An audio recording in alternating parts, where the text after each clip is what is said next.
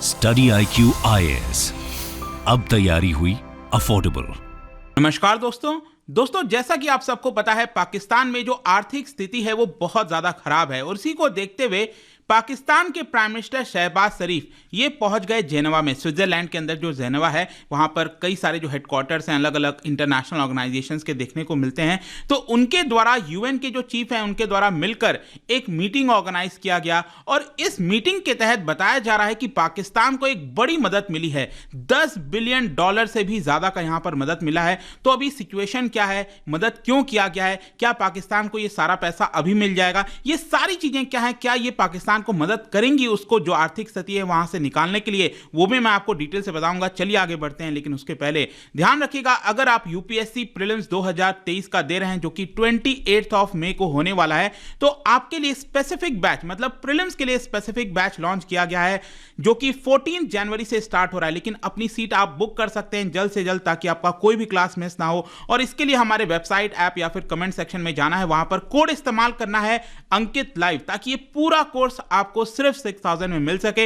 इसके अंदर 200 से भी ज्यादा घंटे के लाइव क्लासेस कराए जाएंगे। स्टैटिक और करंट अफेयर्स का जो इंटीग्रेटेड स्टडी है वो कराया जाएगा, आपके घर तक बुक्स जाएगा और साथ ही साथ all India open mock test ये भी आप दे सकते हैं। इसके अलावा अगर आप फुल फ्लेज प्रिपरेशन करना चाहते हैं 2024 के लिए, जो कि बैच स्टार्ट हो रहा है 20th से, तो ये भी आप ज्वाइन कर सकते हैं, चाहे फिर एनसीईआरटी ले सकते हैं। इन सभी के लिए आपको कोड इस्तेमाल करना है अंकित लाइव, ताकि आपको और डिस्काउंट मिल जाए। इसके अलावा और अगर आप एमसीक्यूज अटेम्प्ट करना चाहते हैं तो मेरे इंस्टा पेज पर जाइए, वहां पर स्टोरीज में जितने भी एमसीक्यूज हैं उसको आप अटेम्प्ट कर पाएंगे। चलिए शुरुआत करते हैं और सबसे पहले देखते हैं एग्जैक्टली अभी हो क्या रहा है। देखिए, पाकिस्तान की जो आर्थिक स्थिति है उस समय आप देखोगे तो इन्फ्लेशन चरम सीमा पर है, बहुत ज्यादा है, जो मैं आपको आगे और वीडियो में बताऊंगा। फॉरेन एक्सचेंज रिजर्व एकदम नीचे चला गया है। जो ग्लोबल लेंडर्स हैं जैसे IMF, उन्होंने फर्दर हेल्प करने से मना कर दिया है। और उनकी जो स्थिति अगर आप देखिए तो 2022 के पहले भी खराब थी, लेकिन 2022 में एक और बहुत बड़ा डिजास्टर हुआ था पाकिस्तान में, और वो है फ्लड का। इतना बड़ा फ्लड आया कि आर्थिक स्थिति को तो और झटका लगाई, लेकिन बहुत सारे जो लोग हैं वो बेघर हो गए थे, कई लोगों की मृत्यु हुई थी और इसकी वजह से पाकिस्तान में इकोनॉमिक कोलैप्स जैसा सिचुएशन बन गया। और आप देख सकते हो 2019 में IMF ने जो मदद कहा था EFF, that is extended fund facility के तहत, ये मदद को भी अभी के लिए रोक दिया है। और इसी की वजह से पाकिस्तान अब कोशिश कर रहा है कि IMF से फिर से अच्छे से बातचीत की जाए ताकि वो मदद मिल सके, और साथ ही साथ उनके जो फ्रेंडली नेशंस हैं, सऊदी अरब, चाइना, उनसे भी यहाँ पर मदद मिल सके। और इसी को देखते हुए आप देख सकते हो यहाँ पर ये जो फ्लड आया था पाकिस्तान के अंदर, उसको सुधारने के लिए, मतलब फ्लड की वजह से जो नुकसान हुआ है पाकिस्तान में, उसको सुधारने के लिए यहां पर शहबाज शरीफ ने international conference on climate resilient Pakistan इसको लॉन्च किया और इसी के तहत बताया जा रहा है कि यहां पर मदद मिला है। तो ध्यान रखिएगा, ये जो $10 बिलियन का मदद मिला है ना, ऐसा नहीं है कि पाकिस्तान उसको जहां चाहे खर्च कर सकता है, उसको स्पेसिफिकली फ्लड अफेक्टेड एरियाज में ही खर्च करना होगा। ये एक बहुत बड़ी बात है। तो जरूरी नहीं है कि ये $10 बिलियन का जो मदद है वो पाकिस्तान को बड़े पैमाने पर ऐसा कोई मदद करने वाला है। लेकिन यहां पर सबसे पहले तो आपके मन में क्वेश्चन आएगा कि IMF ने पाकिस्तान को मदद करने से इनकार क्यों कर दिया।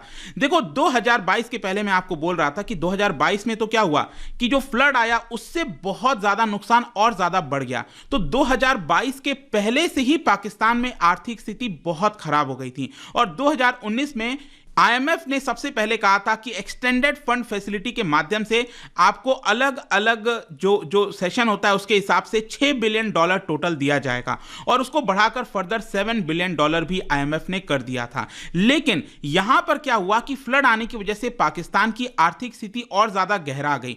तो IMF ने कुछ हद तक मदद तो किया, लेकिन बीच में ही IMF मदद करने से रुक गया। आप देख सकते हो कि नवंबर 2022 में IMF लगभग $1.18 बिलियन देने वाला था पाकिस्तान को, लेकिन ये देने से इनकार कर दिया। क्यों? क्योंकि यहां पर पाकिस्तान को कई सारे कंडीशंस फुलफिल करने थे, जैसे कि वहां पर पाकिस्तान के अंदर और ज्यादा टैक्सेस को बढ़ाना था, जो सब्सिडीज वगैरह देता है पेट्रोल वगैरह पर उसको कम करना था, एक्सचेंज रेट वगैरह होता है उसको आर्टिफिशियल तरीके से कंट्रोल नहीं करना चाहिए। तो ये बहुत सारी ऐसी चीजें थी जो पाकिस्तान को फुलफिल करनी थी और इसी की वजह से IMF ने मदद देने से इनकार कर दिया। तो ये एक चीज हो गया। फिर इसकी वजह से क्या हुआ है कि वहां पर फॉरेक्स क्रंच आ गया है। जो फॉरेन एक्सचेंज रिजर्व हम कहते हैं ना, भारत में इस समय लगभग $562 बिलियन का फॉरेक्स रिजर्व है, लेकिन वहां पर आप देखिए वहां की जो सेंट्रल बैंक है, स्टेट बैंक ऑफ पाकिस्तान, उसके पास सिर्फ $5 बिलियन, सोच के देखिए, सिर्फ $5 बिलियन का ही रिजर्व बचा है। और मैं उनके कमर्शियल बैंकों का भी रिजर्व लगा दूं अगर टोटल, तो ये लगभग $10 बिलियन के आसपास बचता है। $10 बिलियन मतलब पाकिस्तान को 3 हफ्ते तक सरवाइव करने में मदद कर सकते हैं। मतलब 3 हफ्ते का इंपोर्ट जो है वो इन $10 बिलियन से पाकिस्तान करा सकता है। लेकिन पाकिस्तान को अभी यहां पर $8.3 बिलियन पेमेंट करना है। मतलब कि जो एक्सटर्नली उसने बोरो किया था, पैसा बोरो किया था विदेशों से, अलग अलग कंपनी से, वो यहां पर रीपेमेंट करना है। तो वो रीपेमेंट अब कैसे करेगा? अगर ये नहीं कर पाया तो वहां पर वो डिफॉल्ट घोषित साबित हो जाएगा।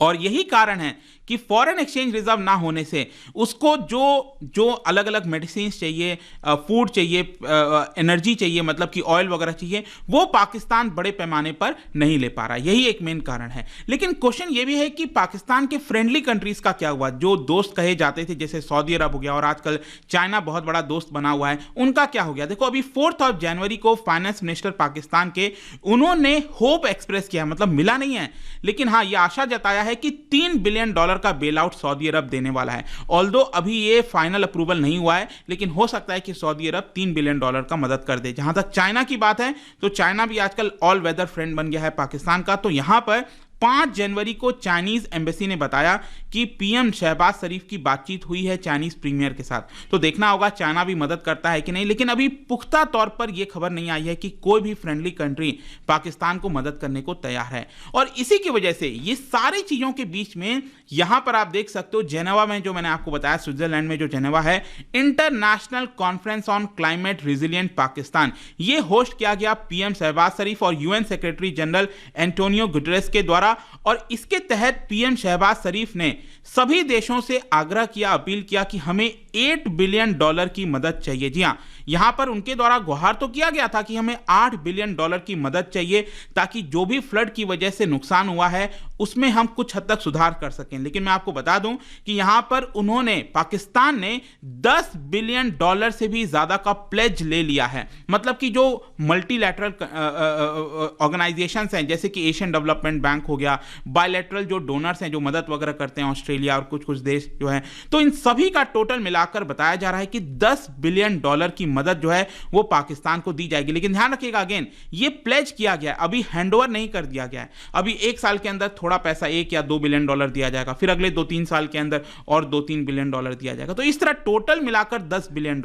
तो ऐसा नहीं है कि ये पैसा पाकिस्तान अपने फॉरेक्स रिजर्व के तौर पर इस्तेमाल कर पाएगा। यह पैसा बेसिकली उसको फ्लड जो अफेक्टेड एरियाज हैं वहीं पर वो खर्च कर सकता है। तो ये बहुत इंपॉर्टेंट चीज है जो आपको यहां पर ध्यान में रखनी है। लेकिन इसके साथ साथ अगर हम इन्फ्लेशन की बात करें, क्योंकि अल्टीमेटली क्या होता है कि जब भी किसी देश के अंदर आर्थिक स्थिति खराब होती है, इन्फ्लेशन बढ़ता है, उसका डायरेक्ट असर, सबसे ज्यादा जो इंपैक्ट है वो ऑर्डिनरी सिटीजन को भुगतना पड़ता है। आप खुद देखिए, फूड के जो दाम है पाकिस्तान में वो रिकॉर्ड स्तर पर चले गए। दिसंबर में इन्फ्लेशन 25% लगभग हो गया था, और जो रूरल एरियाज में है उसमें तो हालत और ज्यादा खराब है। 29%, 30% तक आपको रूरल एरियाज के पाकिस्तान में ये हालत देखने को मिलेगी। वहां पर जो पेरिशेबल फूड आइटम्स हैं उनका दाम तो 56% बढ़ गया है। इनफैक्ट अनियन प्राइस अगर आप पिछले साल के मुकाबले देखोगे तो 400% से भी ज्यादा बढ़ा है। वीट, गेहूं, जो कि स्टेपल डाइट है पाकिस्तान का, उसमें भी 57% का इंक्रीज आया है। और क्योंकि ये सारी चीजें हो रही हैं,